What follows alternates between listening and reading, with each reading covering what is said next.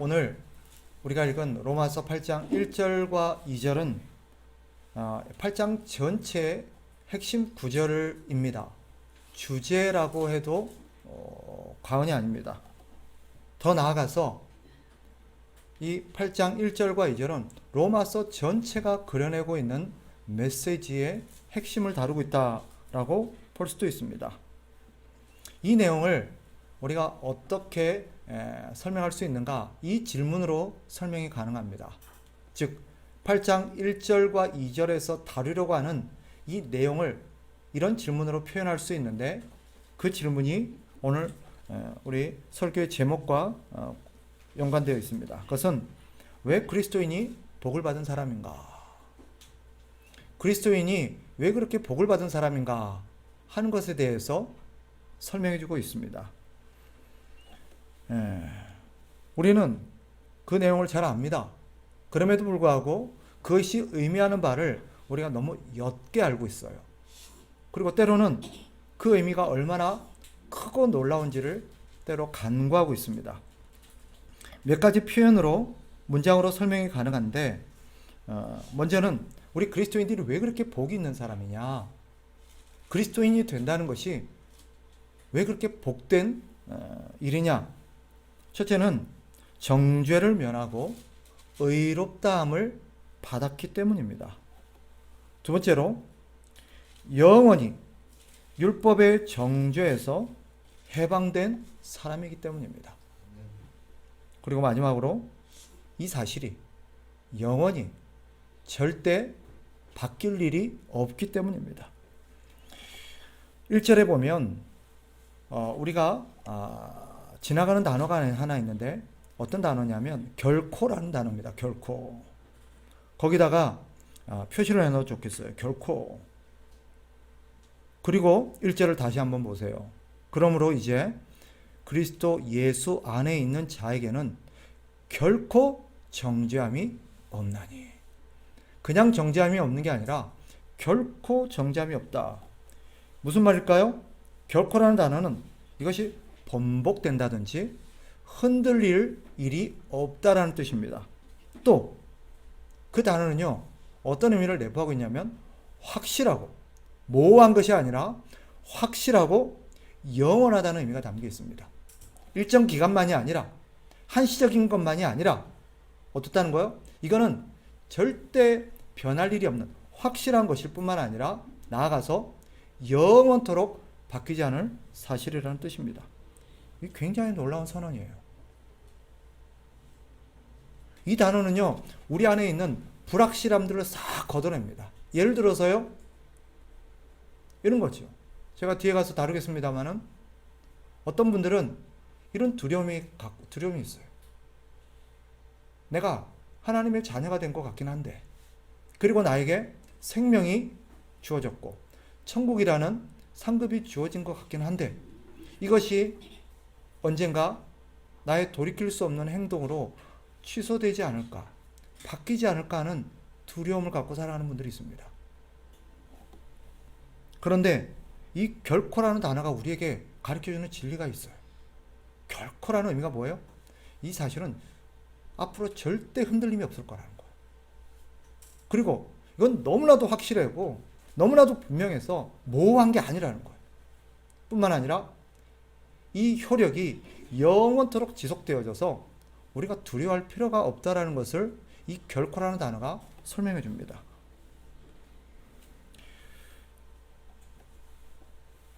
어떤 이들은 그리스도인에 대해서 착각하곤 합니다. 그건 뭐냐? 비그리스도인보다 더 착하고 윤리적인 사람일 거라고 생각하는 거예요. 그리스도인이. 그래서 비그리스도인들이 그리스도인이 자신들과 동일한 잘못을 하는 걸 보면 굉장히 분노합니다. 아니, 어떻게 그리스도인이 저럴 수 있냐? 어떻게 교회 다니는 사람이 저럴 수 있냐? 이런 생각 안에는 그리스도인은 비그리스도인보다 훨씬 더 도덕적이고 윤리적인 사람일 거라는 전제가 깔려 있습니다. 우리의 바람이기도 하죠. 그리고 저는 많은 경우에 그리스도인이 그럴 거라고 생각하기도 합니다. 그러나 모든 그리스도인이 그렇지는 않아요. 그리스도인은 죄를 안 짓고 착하게 살아서 그리스도인이 된 것이 아닙니다. 단지 죄를 용서받았을 뿐입니다. 그래서 비그리스도인과 그리스도인 사이에는 어떤 차이점이 있느냐? 용서받은 죄인이냐, 그렇지 못하느냐의 차이가 있을 뿐입니다. 사람들이 그리스도인들을 보면서 당황하는 이유가 여기에 있습니다. 어떤 경우에는 자신보다 훨씬 사람이 형편없는 것 같아요. 더 나쁜 것 같아요. 삶의 행실이라든지 그의 성품이라든지 그의 어떤 살아가는 여러 가지 삶의 모습을 봤을 때 교회 안 다니는 자기보다 훨씬 더 못한데 놀랍게도 그가 의롭다고 인정을 받았다는 거예요. 도대체 왜 그럴까요? 자기보다 훨씬 못한 것 같은데, 자기보다 훨씬 더 형편없는 것 같은데 왜 자기는 정죄를 받고 그는 의롭다라고 인정을 받은 걸까요? 오늘 성경이 그것을 설명해 줘요. 그 이유가 뭐예요? 그리스도를 믿음으로 그리스도 안에 있게 되었기 때문입니다. 이 사실이 중요한 거예요. 그리스도 안에 있다는 의미가 무엇입니까? 그리스도 안에 있다는 것은 공간적인 의미가 아니지요. 그리스도 안에 있다는 것은 관계적인 설명입니다. 즉 우리가 그리스도와 어떤 특별한 관계를 맺었다라는 거예요. 이것을 성경은 다양한 표현으로 설명하는데 우리가 가장 쉬운 표현으로 하면은 우리가 그리스도 안에 있다. 이 표현은요. 우리가 그리스도와 한 몸이 되었다라는 뜻입니다. 다시요. 그리스도 안에 있다라는 것은 어떤 공간적인 것을 연상하는 표현이긴 하지만 공간적인 의미가 아니에요. 관계적인 의미지. 우리가 그리스도 안에 있다는 것은 어떤 의미라고요? 이것을 가장 쉬우면서도 정확하게 표현한 가지가 우리가 그리스도와 한 몸이 되었다라는 성경적 표현입니다. 이것을 설명하는 많은 비유들이 있죠. 그 중에서 우리가 그리스도와 한 몸이 되었음을 표현해주는 가장 두드러진 비유 두 가지가 있습니다. 첫째는 우리가 그리스도와 부부가 되었다는, 부부라는 이미지. 그래서 성경에서 부부를 표현할 때 이제는 한 몸이 되었다는 표현을 쓰는 이유가 거기 있습니다. 그리스도인 한 몸, 부부는 한 몸이에요. 그리고 또 한 가지 비유가 뭐죠? 몸과 지체의 비유입니다. 그리스도를 머리로, 우리는 그리스도의 몸으로 비유를 합니다. 이 두 가지 비유가 담아내는 메시지는 하나예요. 그리스도와 우리가 이제는 하나라는 거예요. 그리스도와 우리는 한 몸으로 취급을 받는다. 이런 법적인 지위를 설명하는 용어가 바로 칭의입니다. 칭의. 우리는 칭의하면 우리가 의롭다라고 인정을 받았다라는 표현으로만 생각을 해요. 그런데 그것이 의미하는 그 구체적이고 더 정확한 의미를 우리가 이해하지 못할 때가 있어요. 칭의는 용어 그대로 의롭다고 인정을 받았다라는 말이지만 그것이 내포하고 담아내고자 하는 의미는 뭐예요? 이제는 우리가 그리스도와 한 몸이 되었다라는 의미입니다. 그래서요, 이게 왜 중요한지 아세요? 우리가 그리스도와 한 몸이 되었기 때문에 이제는 우리는 그리스도와 같은 취급을 받게 됩니다. 한 몸으로 취급을 받아요. 누가 그렇게 취급을 하죠? 하나님 아버지께서. 하나님 아버지께서 우리를 그리스도와 한 몸으로 하나로 취급을 합니다. 그래서 하나님이 우리를 대할 때 그리스도와 동일하게 대하는 거예요. 그리스도의 죽음으로 우리는 함께 죽은 자로 하나님은 처리하십니다. 그리스도께서 죽었을 때, 십자가에서 죽으셨을 때 우리가 함께 죽은 것으로 하나님은 간주하세요. 그리스도께서 3일 만에 다시 부활하셨을 때도 하나님 아버지는 우리가 부활한 것으로 함께 간주하십니다. 그리고 예수 그리스도께서 승천하셔서 하나님의 보좌 우편에 앉으셨을 때도 하나님은 우리가 동일하게 함께 보좌에 앉은 것으로 간주하십니다. 그러니 정확하게 성경적으로 신학적으로 지금 우리는 어떤 상태에 있느냐라고 누가 묻는다면 우리는 지금 어떤 신분이고 우리는 지금 어디에 있느냐? 우리는요, 법적인 지위로, 법적인 개념으로 설명한다면 우리는 지금 하나님 보좌 우편에 함께 그리스도와 앉아 있습니다. 그래서 예수 그리스도께서 다시 오셔서 세상을 심판하실 때 우리도 함께 세상을 하게 되는 것입니다. 이것이 우리의 법적인 상태예요. 우리에게는 그리스도와 동일하게 취급이 되고 있습니다. 하나님 우리를 그렇게 동일하게 여기세요. 그래서 하나님은 김경식이라는 어떤 사람을 저를 딱 볼 때 저에게서 무엇을 보시냐면 죄인이고 흠이 많고 또 여러 가지 삶에 뭐가 많이 난 죄인이고 한 평범한 인간 김경식이 아니라 바로 그리스도의 핏값으로 그리스도와 하나가 된 바로 그리스도의 몸으로 저를 바라보는 거예요. 그래서 저를 어떻게 여기시느냐? 그리스도와 동일하게 여기세요. 그리스도와 동등한 대우를 해주시는 거예요. 이게 그리스도인의 지위예요. 왜 그렇죠? 우리는 믿음으로 예수 그리스도와 한 몸이 되었기 때문입니다. 그리고 하늘 법정에서 우리를 그리스도와 한 몸이 되었노라고 법적으로 인정해 주셨어요. 이게 칭이에요. 그러니 우리 신자가 어찌 복되지 않겠습니까?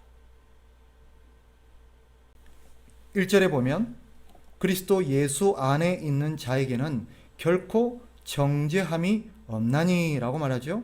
그리스도 예수 안에 있는 자에게는 결코 정죄함이 없나니. 이 표현 안에는요, 엄청난 그리스도인의 복됨이 담겨 있습니다. 지금까지 제가 설명한 이 모든 내용이 지금 이 구절에서 담아내고 있는 거예요.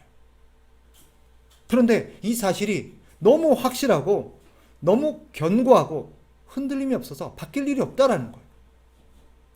어제까지는 이런 지위를 획득했는데, 이런 상태에 있었는데, 오늘 우리가 어떤 과오와 실수와 죄를 범함으로써 이 지위를 상실한다든지 그럴 일이 없다라는 거예요.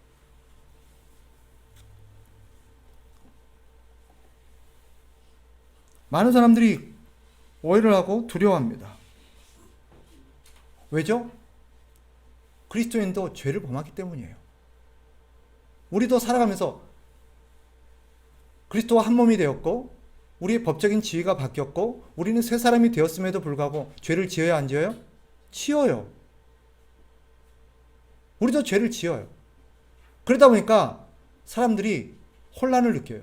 아니 그리스도인도 죄를 짓지 않느냐. 죄를 짓는다는 것은 우리가 정죄를 받게 되는 것이고 정죄를 받는다는 것은 곧 뭐예요? 다른 말로 하면 처벌이 어떤 문제 앞에 놓이게 되는 것이 아니냐. 그래서 이 처벌을 면하고자 우리는 회개함으로써 죄를 용서받는 것이 아니냐. 많은 그리스도인들이 그렇게 이해를 합니다. 그렇다면 그리스도 예수 안에 있는 자에게는 결코 정죄함이 없다는 말을 설명할 길이 없어요. 그렇죠? 우리가 다시 죄를 지음으로써 정죄를 받게 되고 다시 회개함으로써 죄를 용서받게 된다면 우리는 다시 정죄받을 일이 있다라는 뜻이 되고, 그렇다면 그리스도에는 결코 정죄받을 일이 없다라는 말을 설명할 길이 없는 거예요. 많은 사람들이 다시 좀 더 쉽게 말씀드리면 이렇게 이해를 해요. 그리스도인도 죄를 지으니까 그 죄를 짓게 되면 처벌을 받는데요. 그래서 회개하고 그 죄를 용서받는다고 생각을 해요. 만약에 회개하지 않으면 어떻게 되죠, 그럼? 회개하지 않으면 어떻게 돼요? 우리는 처벌을 받아서 지옥에 떨어집니까? 우리가 그리스도인 된 이후에 죄를 범했어요. 그리고 회개하지를 않았어요. 논리적으로 예를 들어서 그렇게 가정합시다. 그럼 그 사람은 정죄를 받아서 지옥에 떨어집니까? 그렇다면 1절은 설명할 길이 없어져요. 그리스도인도 죄를 짓지 않는가? 맞습니다. 죄를 짓고 회개하지 않는가? 맞습니다. 그러나 여러분 정확하게 아셔야 돼요. 그리스도인에게는 다시는 정죄함이 없어요. 정죄가 뭐죠? 바로 하나님의 이 법 안에서 율법의 심판을 받는 거예요. 그리고 그 법적인 처벌을 받는 것이 정죄라고 제가 말씀드렸어요. 그러나 그리스도인은 이미 정죄 곧 처벌에서 용서를 받았습니다. 그때요. 이게 과거형으로 되어 있어요. 근데 용서를 받았을 때 과거에 그 시점으로부터 과거의 죄만 용서를 받은 게 아니라 그 당시 현재의 죄는 물론이거니와 앞으로 우리가 미래의 모든 죄까지도 다 용서를 받았음을 우리는 기억해야 돼요.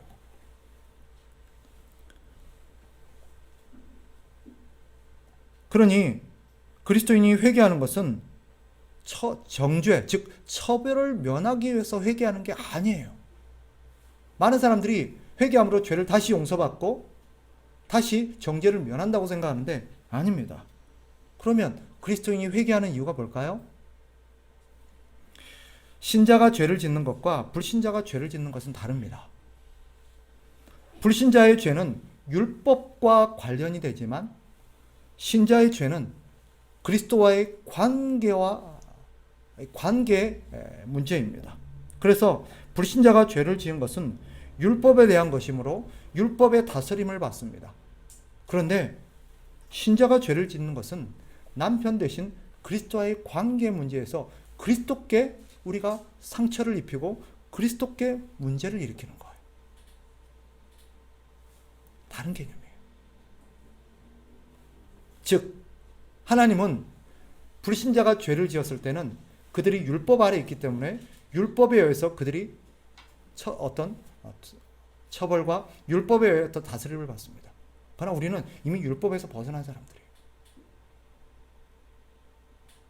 우리의 문제는 그리스도와의 관계, 하나님 아버지와의 관계 문제입니다. 그래서 우리의 잘못은 사실 그리스도와의 관계, 즉 그리스도께 잘못을 범하는 것이요 그리스도께 상처를 입히는 것입니다. 그러니 신자의 회개는 죄에 대한 처벌의 문제를 처리하기 위함이 아닙니다. 사랑하는 그리스도께 대한 상처와 실망에 대한 미안함과 부끄러움에 대한 우리의 반응인 것입니다. 마치 이거예요. 예를 들어서 봐봐요. 저를 보세요. 여기 우리 김 집사님이 계시는데 제가 김 집사님에게 어떤 잘못을 했어요. 그래서 김 집사님에게 돈을 빌려가지고 안 갚았어요. 그럼 뭐가 돼요? 법적인 문제가 되는 거예요. 그죠? 사기죄죠. 그런데 최 권사님이 김 집사님에게 돈을 달래갖고 돈을 떼먹었어요. 그럼 뭐가 돼요? 그죠? 남편에게 신뢰의 금이 간 거예요. 상처를 입힌 거예요. 이건 법적으로 처리되는 문제가 아니에요. 뭐예요? 관계적인 문제. 제가 김 집사님한테 용서를 구하는 것은 뭐 때문이죠? 처벌을 면하기 위해서예요. 맞죠?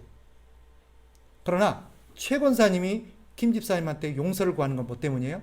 처벌을 면하기 위해서가 아니에요. 남편이 나를 감옥에 보낼까봐가 아니에요. 뭐 때문이에요? 네. 관계를 회복하게. 미안함 때문이에요. 사랑하는 남편에 대한 실망과 상처를 준 부분에 대한 미안함의 반응이에요. 이게 회개예요. 이해하셨어요? 그 관계를? 그리스도인의 회개는 그런 문제입니다. 그리스도인의 회개는요, 법적인 문제가 아니라 관계의 문제예요.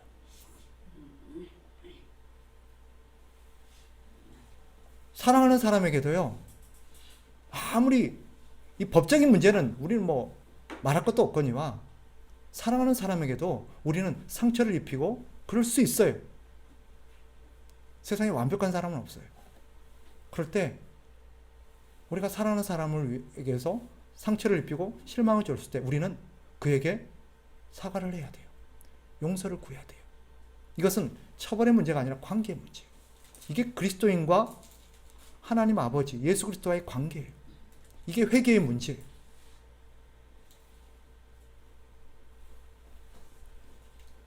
대부분의 그리스도인들은 선하게 살려고 힘을 씁니다. 그렇죠? 왜 그럴까요? 처벌을 받을까봐, 나를 천국에 들여보내주지 않을까봐 그런 게 아니에요. 그리스도인이 왜 선하게 사는가? 그것은 하나님의 은혜 때문이에요. 그리스도의 사랑과 은혜 때문이에요. 너무 고마움 때문에 우리가 그리스도를 사랑하고 그리스도를 은혜에 감사하는 마음으로 우리가 그렇게 선하게 사는 거예요. 그리스도를 닮아가고 그리스도처럼 살고 싶은 거예요.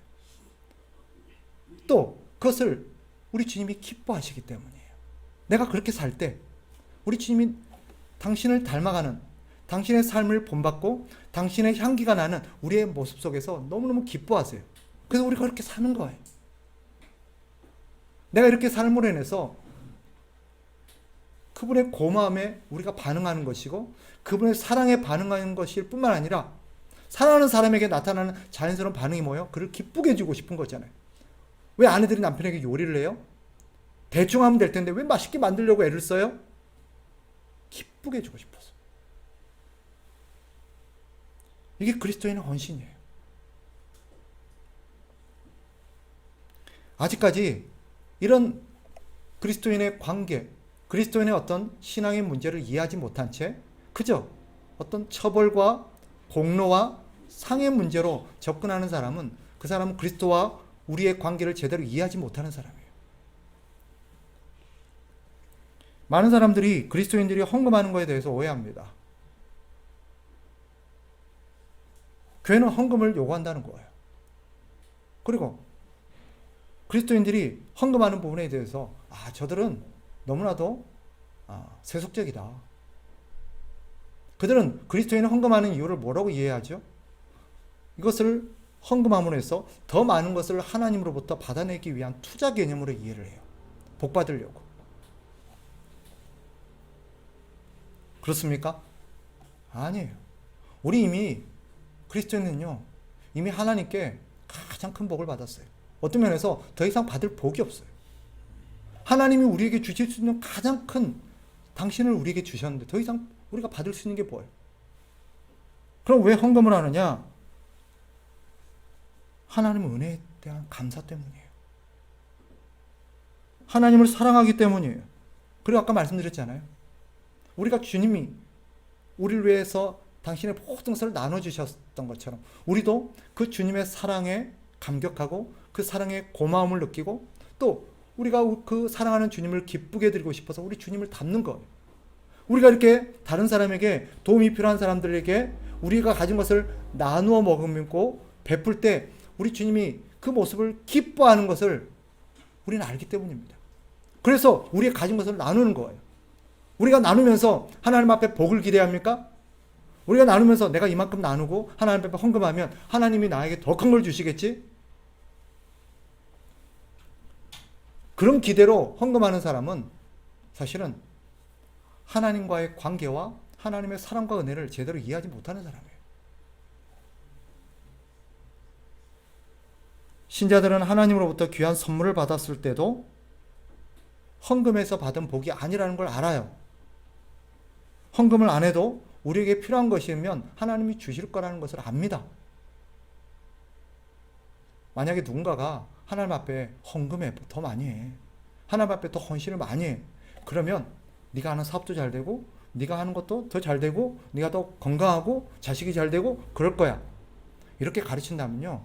그거는 성경에 가르친 거와는 위배된 겁니다. 엉터리예요. 성경 어디에도 그렇게 가르치지 않아요.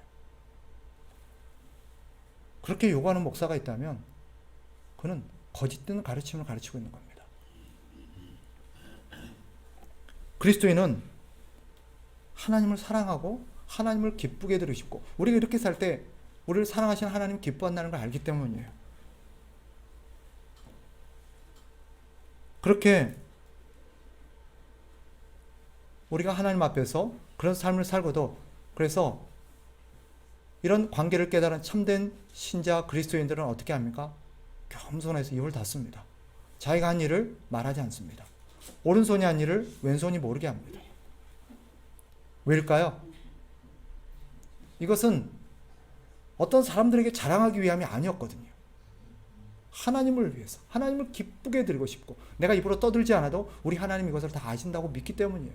뿐만 아니라 더 근본적인 이유가 있어요. 이것마저도 사실은 내 힘과 내 노력으로 하는 것이 아니라 하나님이 은혜 주셔서 하나님의 은혜로 한 거라는 것을 인정하기 때문입니다. 많은 신자들이 하나님께서 은혜를 베푸신 까닭이 단지 천국에 들어가기 위함이라 생각합니다. 물론 그것도 맞지요. 그러나 더 중요한 하나님의 뜻은 우리가 하나님의 신부답게, 하나님의 백성답게 살게 하는 데 있습니다. 저는 이런 표현을 갖고 싶어요. 이런 표현으로 쓰고 싶어요. 신자답다는 거, 신자답게 산다는 거, 저는 그 표현보다 훨씬 더 정확하고 성경적인 표현이 사람답게 사는 거라고 표현합니다. 사람답게 사는 거. 하나님 우리에게 은혜 주신 것은요, 참 사람답게 살게 하기 위함입니다. 천국에 들어가서 뿐만 아니라 이 땅에서도 사람답게 살게 하기 위해서 하나님 우리에게 은혜를 주세요. 하나님 우리에게 은혜를 베푸시면서 우리에게 어떤 선물을 주시면서 우리에게 기대하는 마음이 있다면 저는 이런 표현으로 가능하다고 생각해요. 이제는 사람답게 살아. 이제는 사람답게 살아. 물론 그 앞에 관로에서 전제가 있겠죠. 하나님을 사랑하는 사람답게, 하나님의 백성다운 사람답게라는 전제가 있겠지만 그게 사람다움이에요. 은혜를 받은 자의 삶, 은혜를 아는 자의 삶, 그것이 바로 사람답게 살아가는 삶의 모습이 아닌가 싶습니다. 말씀을 정리하겠습니다. 오늘 성경이 우리에게 가르치는 분명한 진리 한 가지, 뭐냐? 신자는요, 하나님 앞에 복을 받은 사람이라는 것입니다. 이미 넘치는 복을 받았습니다. 그러니 우리가 하나님 앞에 더 이상 무슨 복을 기대할 수 있겠습니까? 문제는 우리가 아직 하나님으로부터 복을 덜 받은 것이 아니라 하나님으로부터 충분한 복을 받았다는 것을 깨닫지 못하는 데 있습니다. 그리고 그 복을 제대로 누리지 못하는 데 있어요. 우리가 해야 될 것은, 또 우리에게 필요한 태도는 하나님 앞에 더 많은 복을 바라고 하나님을 섬기는 것이 아니라 하나님이 우리에게 주신 복이 무엇인지를 깨닫는 데 있습니다. 그래서 기도하는 우리 모두에게 말씀드리고 싶은 내용은 이겁니다. 하나님 앞에 복을 구하지 마시고, 또 다른 더 많은 복을 구하지 마시고, 하나님이 나에게 주신 은혜와 복이 무엇인지를 깨닫게 해달라고 기도하십시오. 그리고 복을 받은 자답게, 복 받은 자에게 나타나는 또 자연스러운 반응 두 가지가 있습니다. 복을 받은 사람이라면, 자기가 복 받은 것을 아는 사람이라면 반드시 자연스럽게 나타나야 될 두 가지 반응이 있어요. 첫째가 뭐예요? 감사예요, 감사. 하나님으로부터 복을 받았다면 감사해야죠. 그죠? 감사해요. 두 번째는 뭘까요? 그 복을 나누는 거예요. 이 복을 나눈다는 것은 그 사람 역시 내가 하나님으로부터 받은 복을 나눠줌으로써 그 사람도 복을 받게 하는 거죠. 그죠? 하나님의 복을 누리게 하는 거예요. 내 것을 직접적으로 나누는 방법도 있지만 그 역시 내가 하나님으로부터 누리는 복을 누릴 수 있도록 도와주는 것이 복을 받게 하는 것과 관계가 있습니다. 그러니 복받은 자답게 사는 것이 뭐냐고 묻는다면 저는 두 가지로 말씀드리고 싶습니다. 감사하면서 사는 거예요. 근데 감사가 안 나오죠, 그죠? 왜 안 나올까요? 하나님으로부터 복을 덜 받아서가 아니에요. 내가 하나님으로부터 받은 복이 뭔가를 모르기 때문이에요. 그래서 하나님 앞에 내가 하나님으로부터 받은 복이 무엇인지를 깨달을 수 있도록 내 지혜와 내 눈을 열어주십시오. 두 번째, 복받는 자답게 사는 것이 뭐라고요? 복을 나누는 사람이에요. 다른 사람이 나로 인해서 복을 받게 하는 거예요. 그게 사람답게 사는 길입니다. 그런데 그렇지 못하는 사람의 특징이 뭔지 아세요? 복을 받은 신자의 특징이 그 복을 나누는 사람이라면 그렇지 못하는 사람의 특징이 뭐예요? 다른 사람의 복을 빼앗는 거예요. 그죠? 그래서 저는 조심스러운 표현이긴 합니다만은 하나님의 백성과 아닌 사람을 구별하는 가장 큰 특징은 저는 뭐라고 생각하느냐? 복을 나누느냐, 다른 사람의 복을 빼앗느냐로 저는 표현하고 싶습니다.